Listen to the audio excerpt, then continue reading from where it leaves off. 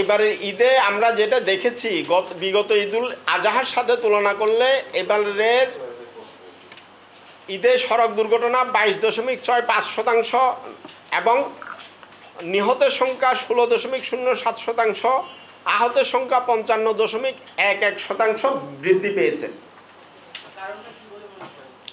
দেখুন, আমরা আসলে যেটা দেখেছি, যদি আমরা ঈদুল ফিতর এবং ঈদুল আজহাকে বিশ্লেষণ করি, আমাদের কাছে পরিষ্কার ঈদুল ফিতরে দুর্ঘটনা প্রায় 40% কমেছিল, প্রাণহানিও সমাহারে কমেছিল, কারণ যাতায়াত স্বস্তিদায়ক ছিল। যাতায়াত যদি আমি স্বস্তিদায়ক করতে পারি, ভোগান্তি যদি কমে, দুর্ঘটনা কমে। এখন আমরা রাতারাতি যানবাহন তৈরি করতে পারি না, আমাদের একসাথে এত মানুষ রাস্তায় নামে, এটার জন্য আমাদের দীর্ঘমেয়াদী পরিকল্পনা দরকার। সরকার মানে আমাদের যারা পরিচালনা করছেন, তাদের নলেজের মধ্যে থাকতে হবে আমার নাগরিকরা কি চায়। তারা ঈদে বাড়ি যেতে চায়, তার জন্য রাষ্ট্রের ব্যবস্থাপনা কি? রাষ্ট্র আল্লাহর ওয়াস্তে ছেড়ে দিলেন তাদেরকে, তাদের কোনো ম্যানেজমেন্ট নাই, তাদের কোনো পলিসি নাই। আমরা ঈদের আগে ঈদের ছুটি বাড়ানোর জন্য সড়ক উপদেষ্টার কাছে ধর্ণা দিয়েছি, এলজিইডি উপদেষ্টার কাছে ধর্ণা দিয়েছি এবং আরও বিভিন্ন সংস্থাগুলোতে ধর্ণা দিয়েছি। এখন রাষ্ট্রের নাগরিকদের সুযোগ সুবিধা দেখার দায়িত্ব রাষ্ট্রের। রাষ্ট্র যদি এই বিষয়গুলোতে তাদের এজেন্সিগুলো যদি কাজ না করে, এজেন্সিগুলোর কাছে যদি তথ্য না থাকে, আমার যানবাহনের সক্ষমতা কি, আমার মানুষ রাস্তায় নামবে কি পরিমাণ, দুর্ভোগ কমানোর দায়িত্ব রাষ্ট্রের। এখন আমরা ঈদের সময় দেখেছি, পবিত্র ঈদুল ফিতরে দেখেছি, আমার ঈদের আগে 4 দিনের ছুটি ছিল। আমরা রাজধানী থেকে বের হই একসাথে 1.5 কোটি মানুষ। 1.5 কোটি মানুষ, আমি 25 লাখ করে বাক হয়ে গেলাম। 25 লাখ করে যখন বাক হয়ে গেছে, এখন আমার দুর্ভোগটা কমে এসছে। দুর্ভোগ কমার সাথে সাথে কিন্তু আমার দুর্ঘটনাও কমে এসছে, এটা কিন্তু পরীক্ষিত। কিন্তু আমি এই পলিসিকে কাজে লাগালাম না। ঈদে কিন্তু 2 দিন ছুটি দেওয়া হলো, আমরা যখনই 2 দিন ছুটি দিল তখন কিন্তু দেন দরবার শুরু করলাম যে এই 2 দিনটা সামনে নিয়ে এনে দেন। অথচ আপনি দেখেন 10 দিনের লম্বা ছুটির পরেও মানুষগুলো গতকাল পর্যন্ত কিভাবে ট্রাকের সাথে করে আসতেছে। তার মানে বেশি ছুটি দিয়ে আপনি বেশি মানুষকে বাড়ি পাঠিয়েছেন, বেশি মানুষকে বাড়ি পাঠাতে উদ্বুদ্ধ করেছেন। আমি এখানে অনেককে দেখেছি, কিরে ভাই আপনাকে ঈদে কেন বাড়ি যেতে হবে, আপনি তো নন মুসলিম। বলে যে ভাই হোটেল রেস্তোরাঁ বন্ধ, আমি খাবো কই। এই যে আমাদের সার্বিক পরিবেশ, এই বিষয়গুলো তো রাষ্ট্রের মাথায় থাকবার কথা। আমার কাজের বুয়া তো ছুটিতে চলে গেছে, আমার রান্না করে দেবে কে, আমি খাবো কই, আমার গ্রামে চলে যেতে হবে, সবাইকে চলে যেতে হবে। এখন রাষ্ট্র তো এই বিষয়গুলো মাথায় নেবে। রাষ্ট্রের নাগরিকদের মৌলিক চাহিদাগুলো কোন জায়গাতে সংকটে পড়ে, এই বিষয়গুলো দেখবে। এগুলো যখনই দেখে না, তখনই কিন্তু আমরা এই যে দুর্ঘটনা দুর্ভাবনার নানান সংকটে পড়ে যাই। এগুলো দেখবার দায়িত্ব কিন্তু রাষ্ট্রের। রাষ্ট্র দেখছে না, সেই কারণে আমাদেরকে আঙ্গুল দিয়ে দেখিয়ে দিতে হয়, আপনাদের সামনে প্রতি বছর আসতে হয়। আমি মনে করি এটার জন্য একটা ম্যানেজমেন্ট পলিসি দরকার, একটা বছরব্যাপী একটা পলিসি দরকার। আমি রাতারাতি গণপরিবহন বাড়াতে পারবো না, রাতারাতি রাস্তাঘাটও বাড়াতে পারবো না, কিন্তু আমি ভাগ ভাগ করে মানুষগুলোকে পাঠানোর একটা উদ্যোগ নিতে পারি।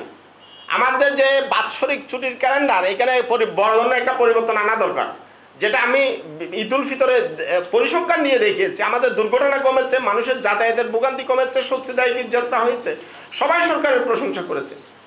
সেটার জন্য আমার ঈদের আগে ছুটি বাড়ানো এটা অত্যন্ত জরুরি।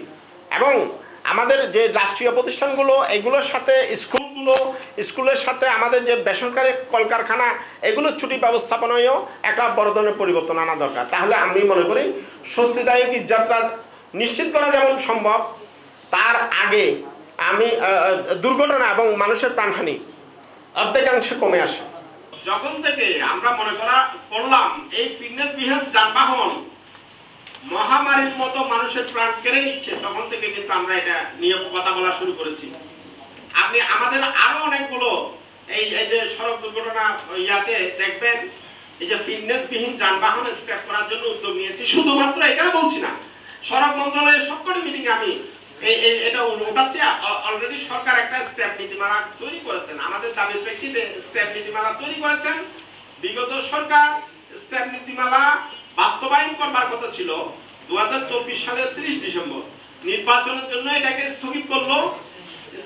এই যে নির্বাচনের পরে এটা আবার বাস্তবায়ন হবার কথা, এখনো এটা স্থগিত আছে, কিন্তু এটা অনুমোদন হয়ে গেছে। দেখুন, আমরা ব্যাটারি চালিত একটি রিক্সাও উচ্ছেদের পক্ষে নয়।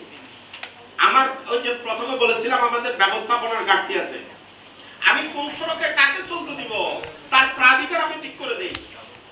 আমার জাতীয় মহাসড়ক, আঞ্চলিক মহাসড়কে বাস চলবে, আমার উন্নত বাস নেটওয়ার্ক থাকবে। এক সময় আপনি যখন ছাত্র ছিলেন, আমি যখন ছাত্র ছিলাম, আমি জেলা সদর থেকে আমার উপজেলায় আমার বাড়িতে যেতাম বাসে করে, এখন আমি অটোতে করে যাচ্ছি, মোটরসাইকেলে যাচ্ছি।